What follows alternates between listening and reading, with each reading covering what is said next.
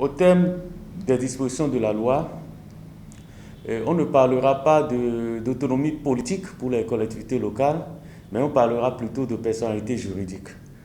Vous voyez, les communes existent par elles-mêmes et peuvent opérer par elles-mêmes, mais la loi a prévu, en termes d'autonomie, qu'il y a une autonomie financière, qui est un concept à part.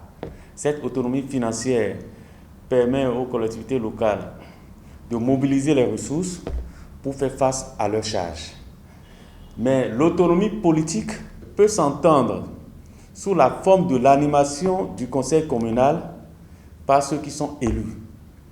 Lorsque le conseil communal est installé, il est à l'instar du Parlement au plan national, le conseil communal est la tribune politique de la collectivité locale.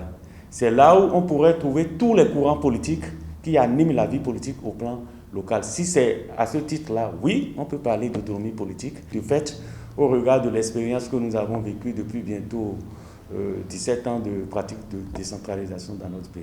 Lorsqu'on constate au fil du temps les efforts qui sont faits par les animateurs des collectivités locales, notamment les gouvernants locaux, pour mobiliser des ressources et pour faire face aux charges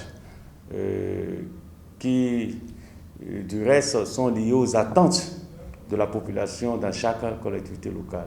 Donc, autonomie financière, oui, conférée par les tests.